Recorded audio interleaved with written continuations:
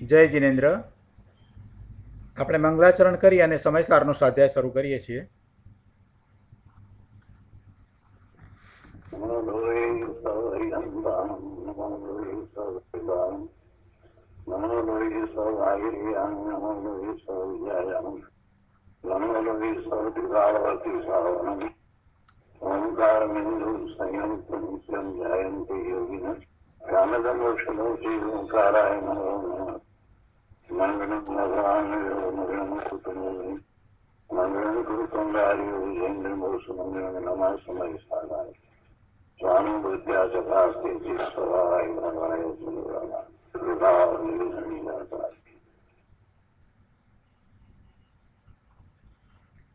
સમયસાર ભગવાન કુંદકુંદાચાર્ય રચિત સમયસાર તથા ભગવાન અમૃતચંદ્રાચાર્ય રચિત આત્મખ્યાતિ ટીકા કળશ સહિત એનો સ્વાધ્યાય આપણે કરી રહ્યા છીએ.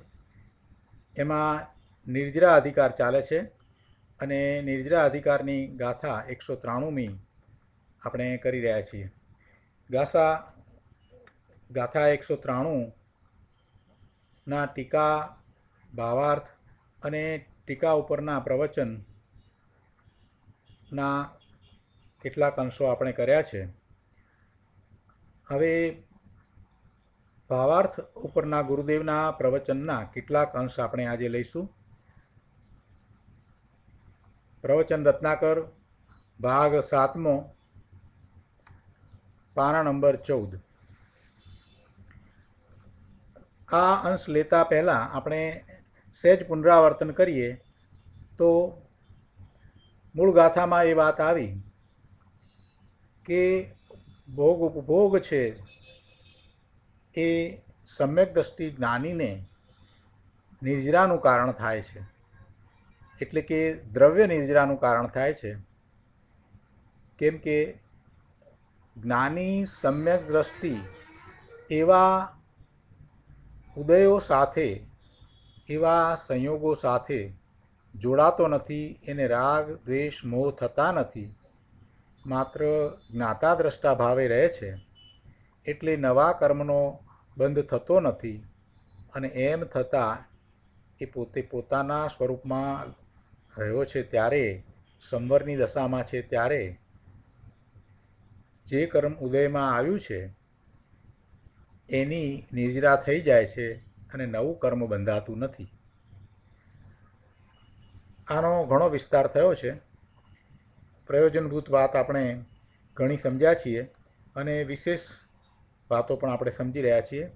તો પાના નંબર 14 ઉપર પ્રવચન રત્નાકર ભાગ 7મો, પાના નંબર 14, એમાં બીજા પેરેગ્રાફમાં આગળ ગુરુદેવ સમજાવે છે કે ગાથામાં પાઠમાં તો ઉપભોગ મિંદિયેહી જમ કુણદી સંમતિષ્ઠી એમ છે ને.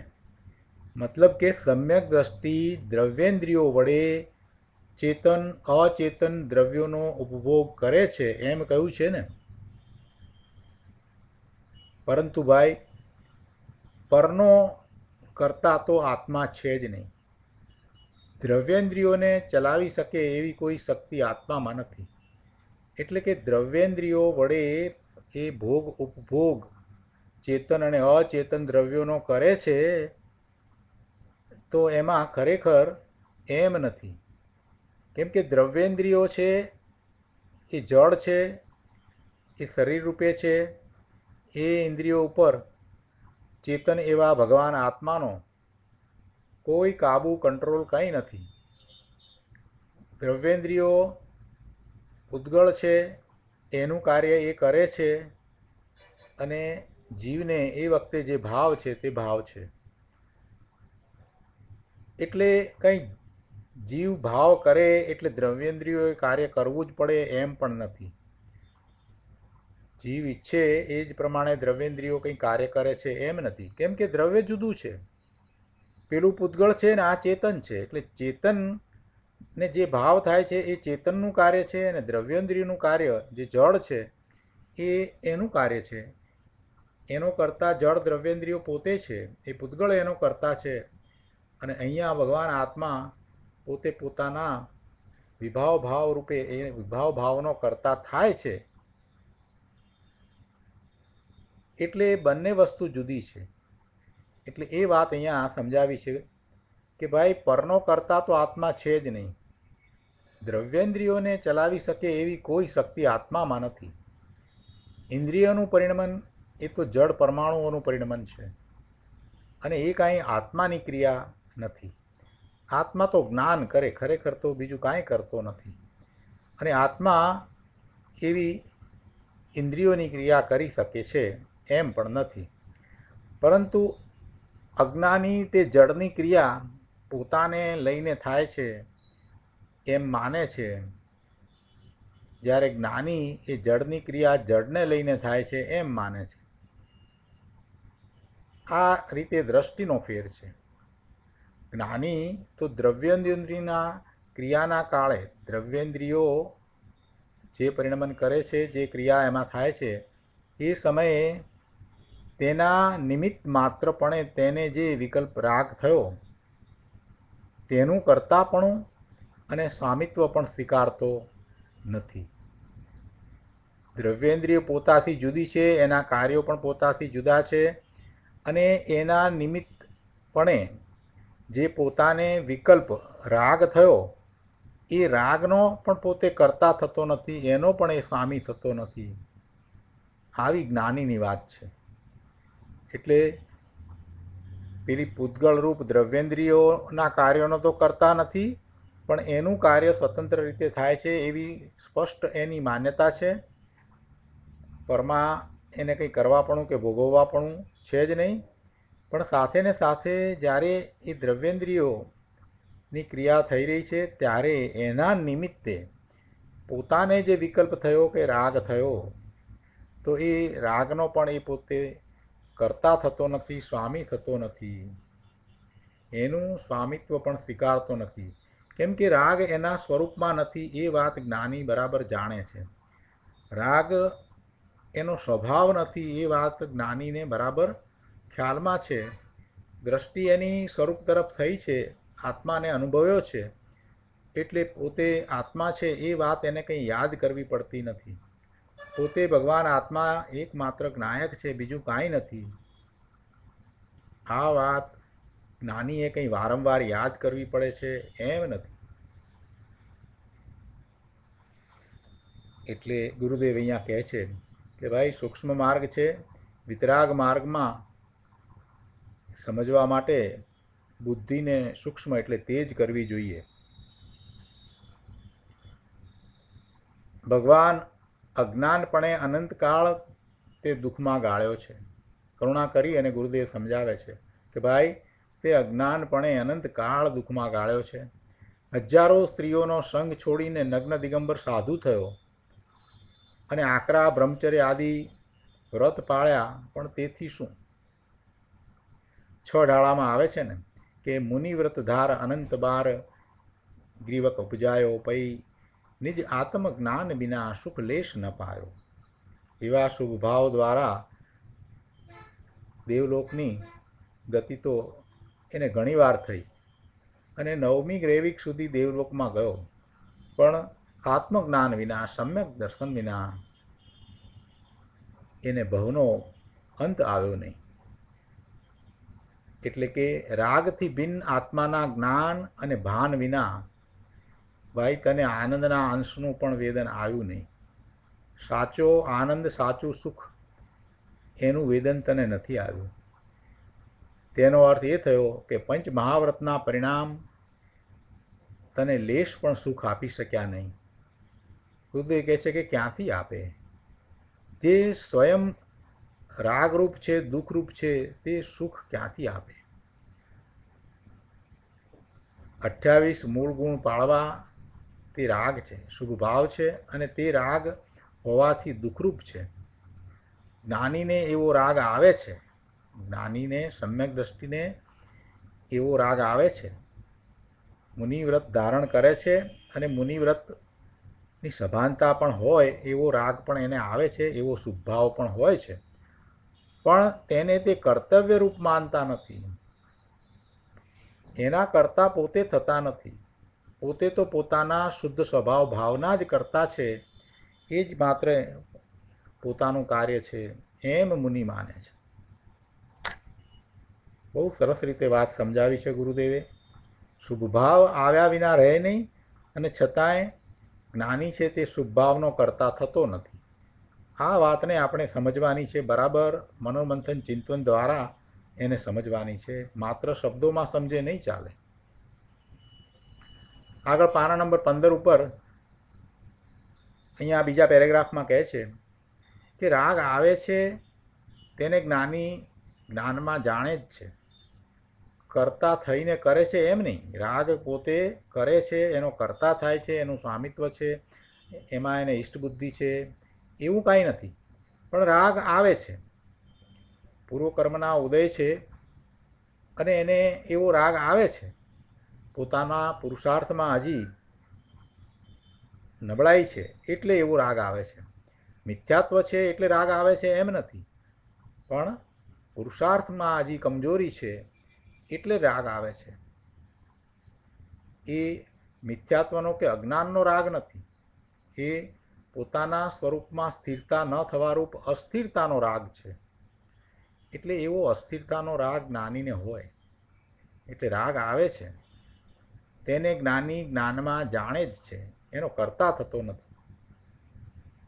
સમયસારની 12મી ગાથામાં કહ્યું ને કે ભૂતાર્થ સ્વભાવના આશ્રયે જેને સંકિત પ્રગટ થયું છે એવો જ્ઞાની પર્યાયમાં જે અસ્થિરતાનો રાગ આવે છે તેને તે કાળે જાણે છે, તેને તે કાળે જાણે છે. એવો એ જ્ઞાની એ સમયે જે સમયે જેવો રાગ છે સ્થિરતાને કારણે એવા રાગને એ જાણે છે, એ પર્યાયને એ જાણે છે, અને તે જાણેલો પ્રયોજનવાન છે, આદરેલો નહીં. એટલે કે એ વર્તમાન પર્યાય એને જાણવામાં આવે છે અને માત્ર એને જાણે છે. એ જાણપણું એને પ્રયોજનવાન એ રીતે છે કે એ દ્વારા પોતાને હજી કેટલો પુરુષાર્થ બાકી છે એ એને ખ્યાલમાં રહે. પણ પુરુષાર્થ તો સ્વરૂપના લક્ષ્ય જ થાય છે, એટલે ભૂતાર્થ સ્વભાવના આશ્રયે જ પુરુષાર્થ તો પ્રગટ થાય છે. આગળ કહે છે કે જ્ઞાતાપણાને લીધે નિશ્ચયથી સમ્યક દ્રષ્ટિ વિરાગી એટલે કે રાગ વિનાનો થયો થકો ઉદયમાં આવેલા કર્મને માત્ર જાણી જ લે છે. કર્મ ઉદયમાં આવ્યું છે, એનો વિપાક છે, હવે એનો સ્થિતિબંધ પૂરો થયો છે એટલે ખરી જવાનું છે. એટલે જે સંયોગો આવ્યા છે, જે વિપાક આવ્યો છે, જે ફળ આવ્યું છે એને જ્ઞાની જાણે છે. જો માત્ર જાણી જ લે છે એમ શબ્દ છે. ભોગ ઉપભોગમાં હોવા છતાં જ્ઞાની રાગની અને શરીર આદિની ક્રિયા બધી પર છે એમ જાણે છે. શરીરની ક્રિયા તો પર છે જ, એ તો પૂતગળ જુદું છે, પણ રાગ જે સંયોગો આવ્યા છે એના તરફનો રાગ, એ રાગ પણ પોતાનો નથી. એ રાગને પણ એ પોતાનો માનતો નથી, એનો સ્વામી થતો નથી. એ વાત મહત્ત્વની છે. એ રાગ પણ પોતાનો નથી. આ વાતને આપણે બરાબર પકડવાની છે અને સમજવાની છે. શરીર આદિની ક્રિયા બધી પર છે એમ જાણે છે, પણ સાથે સાથે મુખ્યતા તો આ છે કે જે રાગ છે એ સમયે જે રાગ છે, જે પર્યાય છે એનાથી પોતે જુદો છે, ભિન્ન છે, એ એની નથી. એ રાગ છે છતાં એ રાગથી પોતે ભિન્ન છે એવું ભેદ જ્ઞાન જ્ઞાનીને સતત રહ્યા કરે છે. ભેદ જ્ઞાનની વાત આપણે કરીએ, પણ ભેદ જ્ઞાન કેવું છે, કયા પ્રકારે છે, એનું સ્વરૂપ કેવું છે, એનો પણ વિચાર કરવો પડશે ને પ્રભુ. પોતે જ્ઞાતાપણે પરિણમી રહ્યો છે ને. જ્ઞાનનો સ્વભાવ જ એવો છે કે તે કાળે પોતાને જાણતું જ્ઞાન તે પ્રકારની રાગની અને શરીર આદિની ક્રિયાને તેને અડ્યા વિના જાણતું થકું પ્રગટ થાય છે. સ્વ પર પ્રકાશક કહ્યો ને, એટલે પોતે સ્વને તો જાણે છે, સાથે એ વખતે એ કાળે તે પ્રકારની રાગની અને શરીરની ક્રિયાને સ્પર્શ્યા વિના જાણતું થતું એ જ્ઞાન પ્રગટ થાય છે. ગુરુદેવ કહે છે કે ભાઈ આ બધી અંતરની વાત સમજવી પડશે. તેને સમજવા હમણાં જ નિવૃત્તિ લેવી જોઈએ. હમણાં જ. હવે વધારે લાંબો વિચાર છોડી દે અને નિવૃત્તિ લઈ અને આમાં લાગી જા, એમ ગુરુદેવનું કહેવું છે. નહીં તો 84 લાખ યોનિમાં જે અવતાર કરતો આવ્યો છે એમને એમ અવતાર કરતો કરતો ક્યાંક ગુમ થઈ જઈશ. અને અત્યારે જે વર્તમાનમાં આ જે અનુકૂળતા પ્રાપ્ત થઈ છે એવી અનુકૂળતા પ્રાપ્ત થવી પછી મુશ્કેલ પડશે. એવી અનુકૂળતા દુર્લભ છે. મનુષ્ય જન્મ મળવો દુર્લભ છે અને એમાં પણ પાછી એવી સમજ મળવી એ તો એથી એ દુર્લભ છે. એટલે જ્યારે મળ્યું છે ત્યારે હવે એનો તું બરાબર ઉપયોગ કરી લે. અહીંયા પાના નંબર 16 ઉપર ત્રીજા પેરેગ્રાફમાં ગુરુદેવ સમજાવે છે કે શુદ્ધ ચૈતન્ય સ્વભાવને અનુભવનારો, જ્ઞાતાપણે પરિણમનારો જ્ઞાની કર્મના ઉદયને માત્ર જાણી જ લે છે. કર્મના ઉદયને જાણી જ લે છે. તેને જે રાગ આવે તેને માત્ર જાણે જ છે અને તે રાગનો જે ઈલાજ કરે તેને પણ તે માત્ર જાણે જ છે.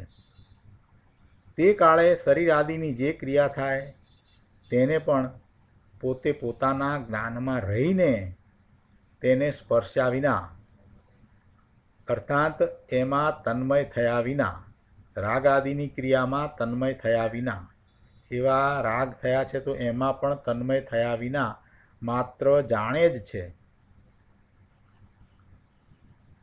તેને કર્મમાં કે રાગમાં કે શરીર આદિની ક્રિયામાં રાગ દ્વેષ મોહ થતા નથી. એને વિભાવ ભાવે પરિણમવું થતું નથી.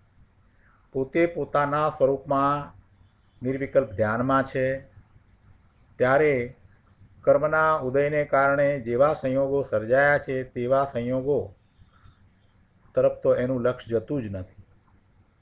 પરંતુ જ્યારે નિર્વિકલ્પ ધ્યાનમાં નથી ત્યારે પણ પોતાને નાયક સમજે છે, શ્રદ્ધે છે, એને યાદ કર્યા વગર જ એને પોતે નાયક છે, બીજું કાંઈ નથી, એ વાત સતત વેદનમાં રહ્યા કરે છે.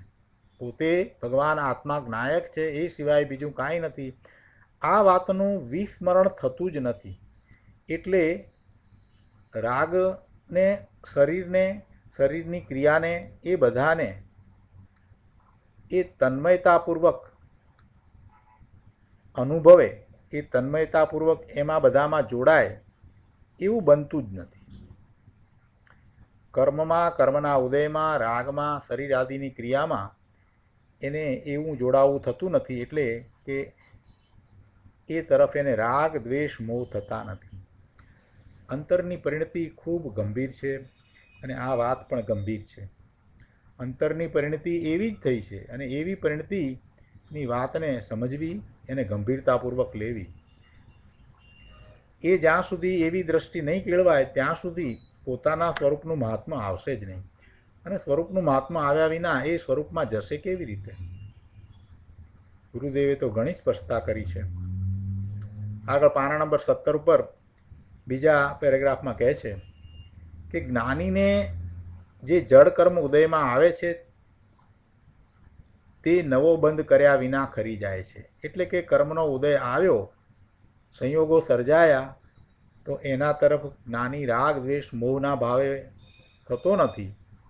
એટલે એ જે જડ કર્મનો ઉદય આવ્યો એ તો ખરી ગયો અને નવા કર્મનો બંધ પડ્યો નહીં. એટલે એ વાતને અહીંયા સમજાવતા કહે છે કે જ્ઞાનીને જે જડ કર્મ ઉદયમાં આવે છે તે નવો બંધ કર્યા વિના ખરી જાય છે. કારણ કે ઉદયમાં આવ્યા પછી કર્મની સત્તા રહી શકે જ નહીં.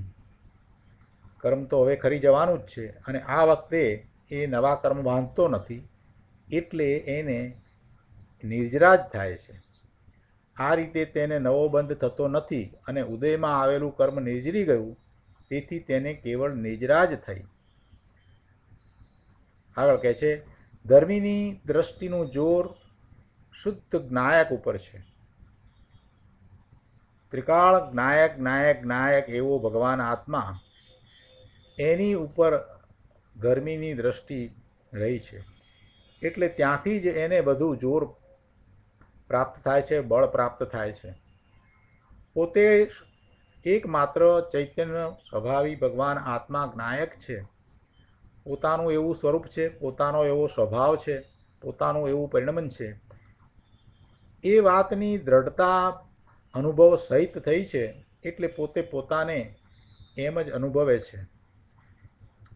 એ નિર્વિકલ્પ ધ્યાનમાં નથી તો પણ એની દ્રષ્ટિનું જોર શુદ્ધ જ્ઞાયક ઉપર જ છે. અનાકુળ શાંતિનો રસકંદ, કોઈ આકુળતા નહીં. આકુળતા વિનાનો શાંતિનો રસકંદ ચિદાનંદ ચૈતન્ય મૂર્તિ, પરમ આનંદમય પ્રભુ, હું પરમાત્મ દ્રવ્ય છું. એવી દ્રષ્ટિના જોરને લીધે તેને એટલે જ્ઞાનીને રાગ આવે છે, છતાં તેમાં કેવળ નિજરા જ થઈ જાય છે. જ્યારે અજ્ઞાની મિથ્યા દ્રષ્ટિને એ ભલે પંચમહાવ્રત પાળે તો પણ તેને મિથ્યાત્વનું જોર હોવાથી પોતાના સ્વરૂપનું લક્ષ્ય થયું નથી. પોતે કોણ છે એણે જાણ્યું નથી. એટલે એવું એને જોર અંદરમાંથી આવતું જ નથી. એને પર્યાય બુદ્ધિ છે. એટલે પોતે પોતાને પર્યાય રૂપે જાણે છે, પોતે પોતાને મનુષ્ય રૂપે જાણે છે, પુરુષ રૂપે કે સ્ત્રી રૂપે જાણે છે. એટલે એવું મિથ્યાત્વનું એને જોર હોવાથી આ મહાવ્રતના પરિણામ હું કરું છું, 5 વ્રત હું પાળું છું, આ વ્રત પાળવાથી મને લાભ થાય છે, આજે ઉપવાસ કર્યો છે તો એથી મને લાભ છે, આ તપ છે, આવી મિથ્યા માન્યતાનું જોર હોવાથી અનંતો કાળ સંસાર ફળતો જાય છે. અનંતો કાળ સુધી એને સંસાર જ ફળરૂપે પ્રાપ્ત થાય છે. કેમ કે એવા ભાવને લીધે શુભભાવના પરિણામ એ પુણ્યબંધનું કારણ છે. અને પુણ્યબંધ થતાં એ કર્મને ભોગવવા માટે એને જન્મ ધારણ કરવો પડે છે અને આમ ને આમ ચાલ્યા કરે છે. એટલે અનંતો સંસાર એને ફળે છે.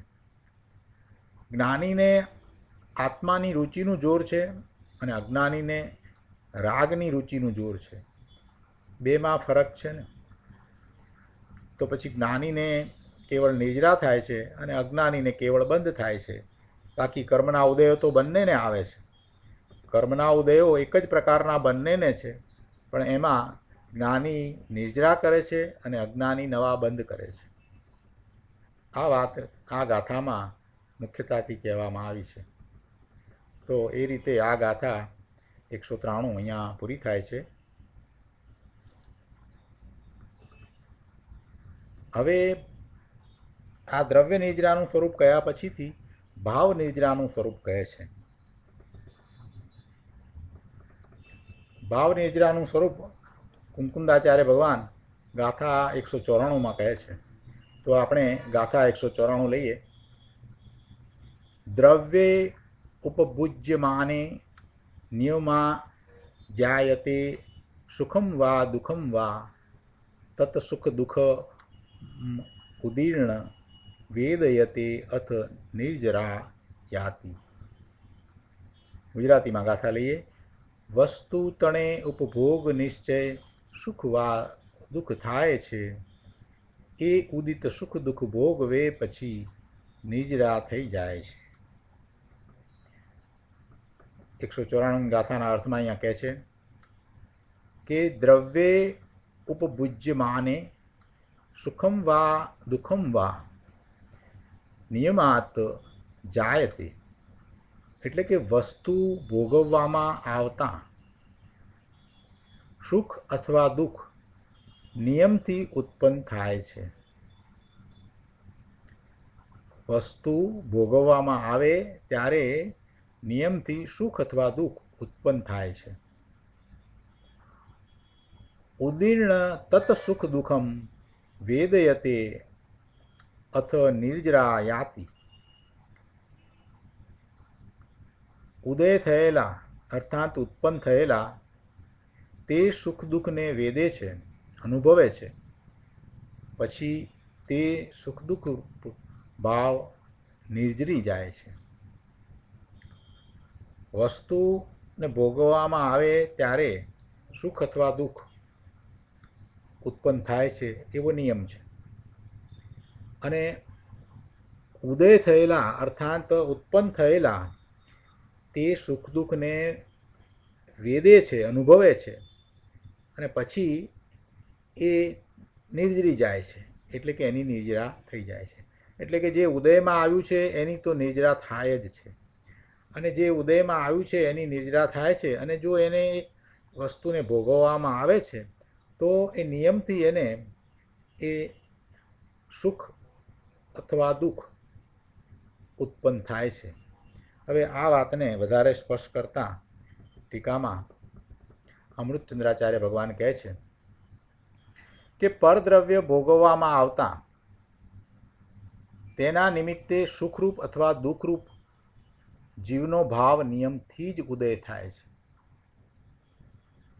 કહ્યું ને કે વસ્તુને ભોગવવામાં આવતા સુખ અથવા દુઃખ નિયમથી ઉત્પન્ન થાય છે. એટલે એનો અર્થ શું છે કે પરદ્રવ્ય ભોગવવામાં આવતા તેના નિમિત્તે સુખરૂપ અથવા દુઃખરૂપ એવો ભાવ જીવને ઉત્પન્ન થાય છે, એવો ભાવ જીવને થાય છે, એવો ઉદય થાય છે. કારણ કે વેદન સાતા અને અસાતા એ બે પ્રકારોને અતિક્રમતું નથી. અર્થાત વેદન બે પ્રકારનું જ છે, સાતારૂપ અને અસતારૂપ છે. પરદ્રવ્યને ભોગવવામાં આવે ત્યારે તેના નિમિત્તે સુખરૂપ અથવા દુઃખરૂપ એવો ભાવ જીવને નિયમથી થાય છે. કારણ કે વેદન એ સાતા કે અસાતાના પ્રકાર છે. એ બેમાંથી કોઈ પણ પ્રકાર, એક પ્રકાર જે હોય તે સાતા હોય અથવા અસાતા હોય તો એને એ અતિક્રમતું નથી. એટલે કે વેદન એના વિનાનું હોતું નથી. વેદન છે તો એ સાતા અથવા અસાતા રૂપે જ હોય છે. અને વેદન શા માટે છે તો કે પરદ્રવ્યને ભોગવવામાં આવતા એના નિમિત્તે એને એવો સુખ અને દુઃખનો ભાવ છે એ ઉત્પન્ન થયો છે. એવો ભાવ એને ઉત્પન્ન થયો છે એટલે એને એ વેદન છે. અને વેદન સાતા અથવા અસાતા રૂપે હોય, એ બે પ્રકારમાંથી કોઈ એક પ્રકારનું હોય. જ્યારે તે સુખરૂપ અથવા દુઃખરૂપ ભાવ વેદાય છે ત્યારે મિથ્યા દ્રષ્ટિને રાગાદી ભાવોના સદ્ભાવથી બંધનું નિમિત્ત થઈને તે ભાવ નિર્જરતા છતાં નહીં નિર્જરો થકો બંધ જ થાય છે. પરંતુ સમ્યક દ્રષ્ટિને રાગાદી ભાવોના અભાવથી, રાગાદી ભાવોનો સદ્ભાવ નથી, રાગાદી ભાવોનો અભાવ છે, અને રાગાદી ભાવોનો સમ્યક દ્રષ્ટિને અભાવ હોવાથી એ બંધનું નિમિત્ત થયા વિના કેવળ જ નિર્જરતો હોવાથી એ ખરેખર નિર્જરો થકો નિર્જરા જ થાય છે. શું નિર્જરા થાય છે? પેલો ભાવ. શું નિર્જરી જાય છે? પેલો ભાવ. કયો ભાવ? જે સાતા અને અસાતા રૂપે વેદાયો હતો એવો જે ભાવ, સુખરૂપ અથવા દુઃખરૂપ જીવનો ભાવ. પરદ્રવ્યને ભોગવવામાં આવતા તેના નિમિત્તે સુખરૂપ અથવા દુઃખરૂપ ભાવ જીવને થયો. અને આ ભાવ જે જીવને થયો છે એ ભાવ પ્રત્યે સમ્યક દ્રષ્ટિનું વલણ અને મિથ્યા દ્રષ્ટિનું વલણ જુદા જુદા પ્રકારનું છે. પરદ્રવ્યને ભોગવવામાં આવતા એના નિમિત્તે સુખરૂપ અથવા દુઃખરૂપ ભાવ જીવને ઉદયમાં આવ્યો છે, અને એ સાતા અથવા અસાતા બે પ્રકારે હોય. એટલે સાતા રૂપે છે તો સુખરૂપ છે, અસાતા રૂપે છે તો દુઃખરૂપ છે. હવે આ વેદન તે એને અનુભવમાં આવે છે. વેદન તો છે જ અને અનુભવાય પણ છે, પણ એના તરફ મિથ્યા દ્રષ્ટિનો અને સમ્યક દ્રષ્ટિનો કેવો ભાવ છે એનો વિચાર અહીંયા કરવાનો છે કે મિથ્યા દ્રષ્ટિને એમાં રાગ આદિ ભાવ છે, એટલે કે એ સુખરૂપ ભાવ છે, સાતા વેદનીય છે, તો એના પ્રત્યે એને રાગ છે, અને દુઃખરૂપ અથવા અસાતા વેદનીય છે તો એના પ્રત્યે એને દ્વેષ છે. એટલે એને રાગ દ્વેષ મોહના ભાવે એ વેદાય છે. એને રાગ દ્વેષ મોહ સહિત એ વેદન હોય છે. જ્યારે સમ્યક દ્રષ્ટિ છે એ પણ એને વેદે છે. સુખ અથવા દુઃખરૂપ ભાવ એને પણ ઉત્પન્ન થયો છે, અને એને પણ એ સાતા અથવા અસાતા રૂપે એને પણ વેદાય છે. પરંતુ સમ્યક દ્રષ્ટિને રાગ દ્વેષ મિથ્યાત્વનો અભાવ હોવાથી એ ભાવને એ પોતાથી જુદો ભિન્ન જાણે છે. પોતાથી એટલે પોતાનું શુદ્ધ સ્વરૂપ ત્રિકાળ જ્ઞાયક સ્વરૂપ છે, એનાથી એ જુદો છે, ભિન્ન છે, એની સાથે એને કાંઈ સંબંધ નથી એમ એ સમ્યક દ્રષ્ટિ જાણે છે. એને રાગ દ્વેષ મોહનો અભાવ હોવાથી એ પેલા જે સુખરૂપ અથવા દુઃખરૂપ સાતા અથવા અસાતા રૂપે જે વેદન થયું છે એને સમ્યક દ્રષ્ટિ પોતાથી જુદું જાણે છે, એમ એ એની સાથે જોડાતો નથી, એમ એ એનો જ્ઞાતા દ્રષ્ટા થઈને રહે છે. એટલે એને આશ્રવ થતા નથી, એટલે એ ભાવ એ બંધનું નિમિત્ત થતો નથી. અને એમ થવાથી એ ભાવ જે આવ્યો હતો એ ભાવ પણ હવે ચાલ્યો જાય છે, એટલે નિર્જરી જાય છે. એટલે એમ એને નિર્જરા જ થાય છે. આવી ભાવ નિર્જરા છે. પહેલાં 193 ગાથામાં દ્રવ્ય નિર્જરાની વાત કરી, ત્યાં તો જે નિર્જરી જાય છે તે દ્રવ્ય કર્મ નિર્જરી જાય છે, જળ કર્મ નિર્જરી જાય છે. એમાં ખરેખર જીવ કાંઈ કરતો નથી, એવો નિમિત્ત નૈમિત્તિક સંબંધ જ છે. પરંતુ અહીંયા જીવનો ભાવ છે એ વખતે ઉત્પન્ન થયેલો જે ભાવ પરદ્રવ્યને ભોગવવામાં આવતા, એટલે કે ખરેખર તો કાંઈ પરદ્રવ્યને ભોગવતો નથી, પણ એવો એ ભાવ પણ નિર્જરી જાય છે. એવી ભાવ નિર્જરાની વાત કરી છે. અને આવી ભાવ નિર્જરા અજ્ઞાનીને પણ થાય છે. એ ભાવ તો એને પણ ચાલ્યો જાય છે, પણ એ ભાવ તો ચાલ્યો જાય છે, પણ સાથે એને આશ્રવ થઈ જાય છે. રાગ દ્વેષ મોહના કારણે એને આશ્રવ થાય છે અને નવો બંધ થાય છે. એટલે આ ભાવ નિજરા જે છે એ જ્યારે થાય છે ત્યારે અજ્ઞાનીને નવા કર્મનો બંધ થાય છે, અને જ્ઞાનીને નવા કર્મનો બંધ થતો નથી. એટલે સાચા અર્થમાં એને સમ્યક નિજરા થાય છે, એટલે શુદ્ધિની વૃદ્ધિ થાય છે. ભાવાર્થમાં અહીંયા પંડિતજી સમજાવે છે કે પરદ્રવ્ય ભોગવતા કર્મના ઉદયના નિમિત્તે જીવને સુખરૂપ અથવા દુઃખરૂપ ભાવ નિયમથી ઉત્પન્ન થાય છે. જો ભોગવતા અહીંયા કહ્યું છે એની વધારે સ્પષ્ટતા ગુરુદેવે કરી છે. ખરેખર એ ક્યાં પરદ્રવ્યને ભોગવે છે, પણ પરદ્રવ્ય તરફનું એનું લક્ષ્ય છે ને, એટલે એમ કહ્યું કે પરદ્રવ્યને ભોગવતા. એવી સ્પષ્ટતા અગાઉની ગાથામાં પણ પહેલાં પણ કરવામાં આવી હતી, અને આ ગાથામાં પણ ગુરુદેવે ટીકા ઉપરના વિવેચનમાં એ વાત કરી છે. એટલે પરદ્રવ્યને ખરેખર એ કંઈ ભોગવે છે એમ પણ નથી. પરદ્રવ્ય ભોગવતા એટલે કર્મનો ઉદય આવ્યો છે, એવા કર્મના ઉદયના નિમિત્તે જીવને સુખરૂપ અથવા દુઃખરૂપ કલ્પના થાય છે, એવા ભાવ થાય છે. એવા ભાવ નિયમથી ઉત્પન્ન થાય છે. મિથ્યા દ્રષ્ટિને રાગ આદિકને લીધે તે ભાવ આગામી કર્મબંધ કરીને નિર્જરે છે. તેથી તેને સાચા અર્થમાં નિર્જર્યો કહી શકાતો નથી. માટે મિથ્યા દ્રષ્ટિને પરદ્રવ્ય ભોગવતા બંધ જ થાય છે. જ્યારે સમ્યક દ્રષ્ટિને રાગ આદિકનો અભાવ છે, રાગ આદિક નહીં હોવાથી આગામી કર્મ બંધ કર્યા વિના જ તે ભાવ નિર્જરી જાય છે, તેથી તેને નિર્જરો કહી શકાય છે. એટલે સાચા અર્થમાં એને નિર્જરા છે. માટે સમ્યક દ્રષ્ટિને પરદ્રવ્ય ભોગવતા નિર્જરા જ થાય છે અને મિથ્યા દ્રષ્ટિ અજ્ઞાનીને પરદ્રવ્ય ભોગવતા બંધ જ પડે છે. આ રીતે સમ્યક દ્રષ્ટિને ભાવ નિજરા થાય છે. હવે આ ભાવ નિજરાની વાત છે ને થોડીક વધારે સૂક્ષ્મતાથી સમજવા જેવી છે.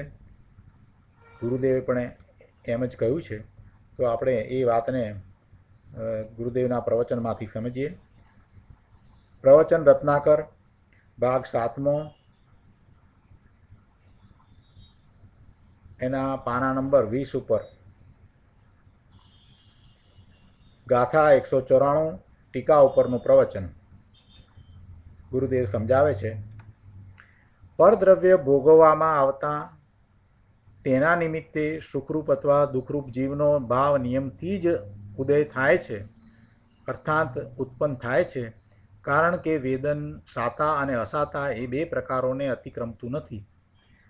આ વાતને અહીંયા સમજાવે છે કે ગાથામાં બહુ ભર્યું છે, એટલે ગાથા બહુ મહત્ત્વની છે, એમાં ઘણો સાર ભર્યો છે.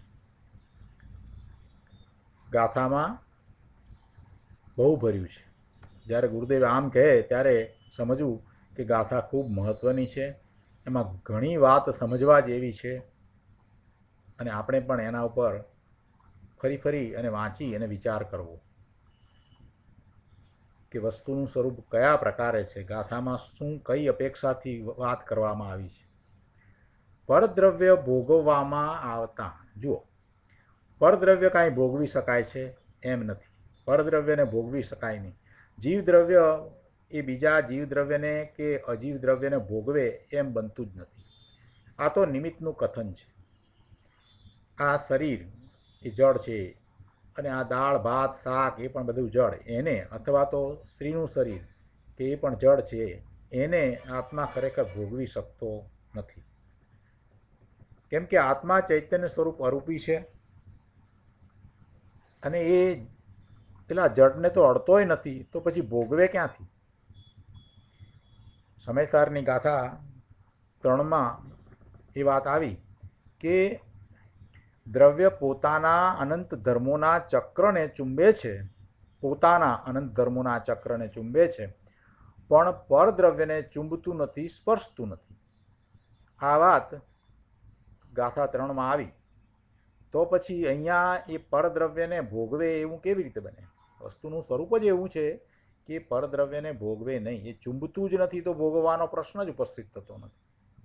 આવું જ દ્રવ્યનું સ્વરૂપ છે. દરેક દ્રવ્ય પોતે પોતાના ગુણ પર્યાયને સ્પર્શે છે, પણ બીજા દ્રવ્યના, અન્ય દ્રવ્યના, પરદ્રવ્યના ગુણ પર્યાયને સ્પર્શતું નથી. એટલે ભોગના કાળે જીવ સ્ત્રીના શરીરને અડ્યો જ નથી, કેમ કે એ તો પરદ્રવ્ય છે અને આ ચેતન દ્રવ્ય. ભગવાન આત્મા ચેતન એ પેલા બીજા જળ દ્રવ્યને, સ્ત્રીના શરીરને અડ્યો જ નથી કે પુરુષના શરીરને એ અડ્યો જ નથી. અને સ્ત્રીનું શરીર જીવને અડ્યું જ નથી, કેમ કે શરીર તો જળ પરદ્રવ્ય છે. પરદ્રવ્યને આત્મા અડે સી રીતે અને પછી અડે નહીં તો પછી ભોગવે કેવી રીતે? એ તો વાત જ નથી. એ કહેવામાં આવ્યું છે એ તો નિમિત્તનું કથન છે. તો કોઈએ પ્રશ્ન કર્યો કે તો આ જીવ શરીરને ભોગવે છે, મોસંબીનો રસ પીએ છે, મૈસૂબ ખાય છે, આ બધું ભોગવતો પ્રત્યક્ષ દેખાય છે ને? ગુરુદેવ કહે છે કે ધૂળે ભોગવતો નથી. સાંભળને, શું ભોગવે છે? મોસંબીનો રસ ને મૈસૂબ ને એ બધા જળ પદાર્થો, એ રૂપી પદાર્થો છે. સ્પર્શ રસ ગંધવાળી ચીજ છે, તથા સ્ત્રીનું શરીર છે તે પણ સ્પર્શ રસ ગંધવાળી જળ રૂપી ચીજ છે. આ બધું જળ છે, એ રૂપી છે, સ્પર્શ રસ ગંધ વર્ણ સહિત છે. જ્યારે તું અરૂપી ભગવાન આત્મા જેને સ્પર્શ રસ ગંધ વર્ણ એવા ગુણો જ નથી, એવો ભગવાન આત્મા એનાથી તદ્દન ભિન્ન છે, ચૈતન્ય સ્વરૂપ છે, એક નાયક છે. એટલે એ બધાથી તો તું ભિન્ન છો, જુદો છો. તું કદીએ એ કોઈને અડ્યોય નથી અને અડી શકતોય નથી. પણ સંયોગ દેખીને અજ્ઞાની જીવ એમ માને છે કે મેં આ ખાધું ને પીધું ને આ ભોગવ્યું. સંયોગ છે ને એની સાથે સમીપમાં છે, એટલે એને એમ ભાવ એવો થાય છે કે હું એને ખાઉં છું ને એને પીવું છું. એ જીવનો ભાવ છે ને એ ભાવ પણ કેવો છે? એ વિભાવ ભાવ છે, વિકારી ભાવ છે. એ મોસંબીનો રસ પીએ છે તો આત્મા કાંઈ મોસંબીનો રસ પીતો નથી, પણ એ વખતે એનું લક્ષ કરીને આત્મા એવા ભાવે થાય છે કે હું મોસંબીનો રસ પીઉં છું. આ ભાવ આત્માનો છે. આત્મા કાંઈ રસને પીતો નથી, એને ભોગવતો પણ નથી, કેમ કે એના ગુણ જુદા છે. મોસંબીનો રસ છે, એના ગુણમાં તો સ્પર્શ રસ ગંધ છે અને વર્ણ છે, એટલે એ ગુણ જે છે એને આત્મા કાંઈ ભોગવે એમ બને નહીં. એ વસ્તુ એનાથી જુદી છે, આત્મા એને સ્પર્શતો નથી. એટલે આત્મા ભોગવે છે કોને? એ પોતે પોતાના ભાવને ભોગવે છે કે હું મોસંબીનો રસ પીઉં છું અને મોસંબીનો રસ મને સારો લાગે છે, એવો એનો વિભાવ ભાવ, મિથ્યા ભાવ, અજ્ઞાન ભાવ, એને એ ભોગવે છે. મેં ખાધું, મેં પીધું, મેં આ ભોગ લીધો, એવો એ અજ્ઞાની જીવ એમ ભોગવે છે, એમ માને છે. ખરેખર તો એ કાંઈ ભોગવતો નથી, પોતાના ભાવને જ ભોગવે છે. પોતાના ભાવનો કરતા થાય છે, ભોગવવાના ભાવનો એ કરતા થાય છે નહીં અને થાય છે. છે નહીં અને થાય છે એટલે શું થાય? મિથ્યાત્વ. કર્તા કર્મ અધિકારની અંદર આપણે એ વાત લીધી છે, એ વાત આપણે બરાબર સમજ્યા છીએ કે એ એના ભાવનો કરતા થાય છે, એના ભાવનો કરતા થાય છે અને એમ કરીને એ કર્મને બાંધે છે. જે પોતે નથી એવા ભાવનો એ કરતા થઈ અને એ કર્મ બાંધે છે. એ વાત આપણે સમજ્યા છીએ. અહીંયા ગુરુદેવ સમજાવે છે કે અજ્ઞાની જીવ એમ માને છે કે મેં ખાધું, મેં પીધું ને મેં આ ભોગ લીધો. ખરેખર તો તે પદાર્થોમાં એને સારાપણાનો, ઠીકપણાનો જે રાગ થયો છે તે રાગને અજ્ઞાની ભોગવે છે. એનો ભાવ, રાગરૂપ ભાવ, એને એ ભોગવે છે. પરદ્રવ્યને ભોગવે છે એમ કહેવું એ તો નિમિત્તનું કથન છે. પરદ્રવ્યને ક્યાંથી ભોગવે? પરદ્રવ્યને ભોગવે એમ કહેવું એ તો નિમિત્તનું કથન છે. કોઈ કહે કે આ તો કંઈ સમજાય એવું નથી, તમે એમ કંઈક વાત કરતા હો કે ભાઈ દયા પાળો, વ્રત કરો, તપ કરો, ઉપવાસ કરો, તો આપણને ધર્મ કંઈક સમજાય. આમાં તો શું ધર્મ આવ્યો? કાંઈ સમજાય એવું નથી. આવા ઉપદેશમાં શું સમજવું અમારે? ગુરુદેવ સમજાવે છે કે ભાઈ દયા પાળવી, વ્રત કરવા, તપ કરવું, ઉપવાસ કરવા ઇત્યાદિ તો બધી રાગની ક્રિયા છે, એટલે શુભભાવની ક્રિયા છે. શુભભાવ થાય છે એમાં પણ ક્રિયા ક્યાં થાય છે? આત્માને તો કાંઈ ક્રિયા થતી નથી. આત્મા તો માત્ર એવો શુભભાવ કરે છે, બાકી શરીરમાં જે થવું જોઈએ તે થાય છે. એમાં આત્મા ક્યાં આવ્યો? શરીરમાં ઉપવાસ થયો, ન ખોરાક ગયો, એમાં આત્મા ક્યાં આવ્યો? શરીર દ્વારા વ્રત પળાયા, એમાં આત્મા ક્યાં આવ્યો? આત્માને તો એવો શુભભાવ થયો, વ્રત કરવાનો, તપનો, ઉપવાસનો એવો શુભભાવ થયો, બાકી એ જે થયું એ તો શરીરમાં થયું, એમાં આત્મા ક્યાં આવ્યો? એટલે આત્માને તો એવો રાગ થયો, શુભ રાગ થયો, તેમાં આત્મા કાંઈ આવતો નથી. અને શુભ રાગ છે એ તો બંધનું કારણ છે. એ રાગની અજ્ઞાનમય ક્રિયાઓમાં એમાં શું સમજવું છે? એટલે એ પૂછ્યું કોઈએ કે ભાઈ તમે સમજાય એવી કંઈ આ દયા પાળો, વ્રતની ને એની બધી કંઈ વાત કરો તો અમને ધર્મનો ઉપદેશ કાંઈક સમજાય. એટલે ગુરુદેવ કહે છે કે એમાં તારે શું સમજવાનું છે? એ રાગની અજ્ઞાનમય ક્રિયાઓમાં શું સમજવું છે? જે સમજવા જેવું છે એ નિશ્ચયથી પોતાનું સ્વરૂપ છે. નિશ્ચયથી તો ચૈતન્ય સ્વરૂપી પરમાત્મા દ્રવ્ય પ્રભુ આત્મા એ રાગને અડતોય નથી, કેમ કે રાગ છે એ તો દુઃખ છે અને આ ચૈતન્ય સ્વરૂપી પરમાત્મા સ્વરૂપ ભગવાન આત્મા તો એ અનાકુળ આનંદનું ઢીમ છે. પ્રભુ એવા આત્મા ને રાગ કેવી રીતે અડે, કેવી રીતે સ્પર્શે, એટલે ખરેખર તો એ રાગને એ અડતોય નથી. ચાહે અશુભ રાગ હો કે શુભ રાગ હો, બંને દુઃખરૂપ જ છે. અને ભગવાન આત્મા તો ત્રિકાળ સુખરૂપ જ છે. એ તો અનાકુળ આનંદનું ભીમ છે, જ્ઞાન સ્વભાવી છે, ચૈતન્ય સ્વરૂપ છે. માટે એ સુખધામ છે. એને એવો સુખધામ આનંદ સ્વરૂપી આત્મા, સુખનું ધામ, સુખનું ધામ, સુખમાં જ રહેવાવાળો, બીજે ક્યાંય રહેતો નથી, એવો ભગવાન આનંદ સ્વરૂપી આત્મા એ દુઃખને કેમ અડે? અને આવું ભેદ જ્ઞાન કરવું એ સમજવાની વાત છે, એ યથાર્થ સમજણ છે.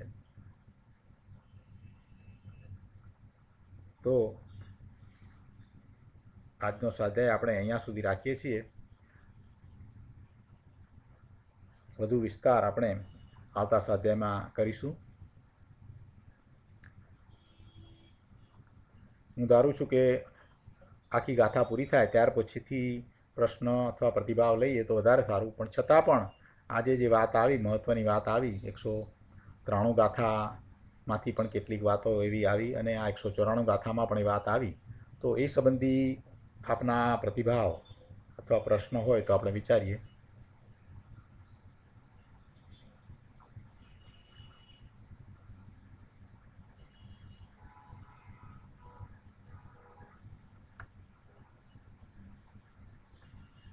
પ્રેઝન્ટેશન મોડ ઉપર મૂકવા માટે રિક્વેસ્ટ છે.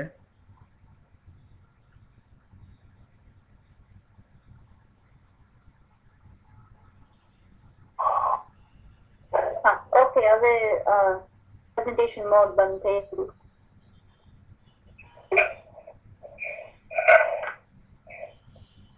સોરી, કોન્વર્સેશન મોડ ઉપર મૂકવા માટે કહ્યું હતું. હા, છે, કોન્વર્સેશન મોડ ઉપર છે. ઓકે.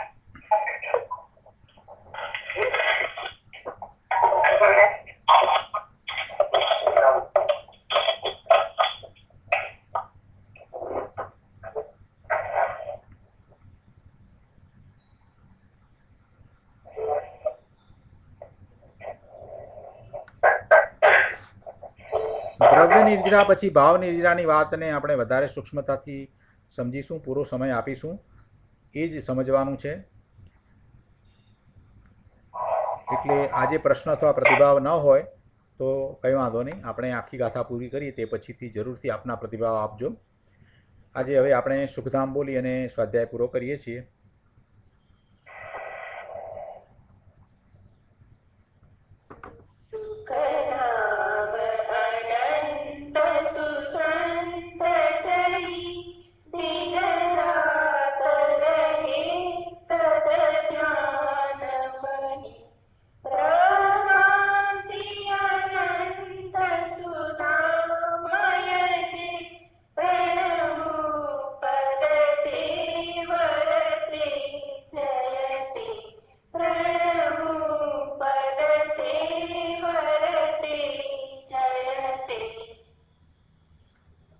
જય જિનેન્દ્ર.